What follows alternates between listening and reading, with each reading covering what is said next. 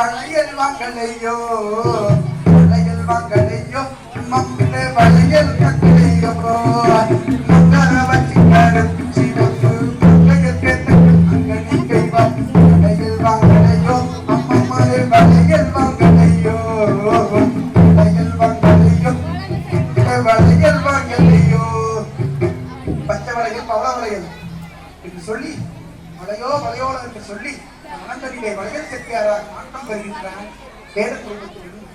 அந்த பெண்ணை பேரன் ரூபத்தில் சென்று நான் பேசத்தான் முடியும். வளையல் செட்டியார் ரூபமாக சென்று கூட திருமணம் செய்து விடலாம் என்று சொல்லி சொல்லுகின்றான். அதாவது எனக்கு நேரம் ஆயிடுச்சு, நாளைக்கு குழந்தைகள் எக்ஸாம் இருக்கு, அதனால ஒரு 40-50 கிலோமீட்டர் போக வேண்டியவங்களா இருக்காங்க.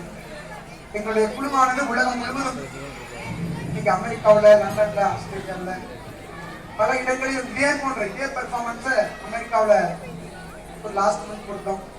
அப்படி உலகம் முழுவதும் கொடுத்து கொண்டிருக்கக்கூடிய குழுவாக இதை கல்வெற்றிடமாக மாற்றம் செய்து கிட்டத்தட்ட ஒரு 20 ஆண்டு காலத்துக்கு இதை பயிற்சி வடிவமாக மாற்றம் செய்து சிலபஸ் ஃபார்மேட்டா தியரிட்டிக்கலா பிராக்டிக்கலா டீச் பண்ணிட்டு ஒரு வள்ளி கதை என்றால் இந்த இயல் இசை நாடகம் என்ற முத்தமிழ் இந்த குழந்தைகள செய்வாங்க. செஞ்சா ஒரு 5 மணி நேரம் ஆகும்.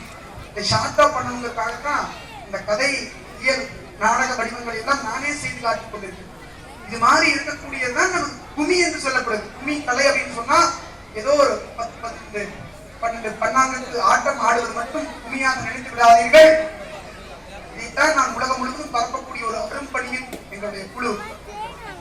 பாத்தீங்கன்னா உங்க ஊர் குழந்தை அவங்க அப்பச்சி ஊர்ல என்கிட்ட கொடுத்துட்டாரு அமிர்தா, அவளை நான் இடத்துல ரெக்கக்னைஸ் பண்ணணும்.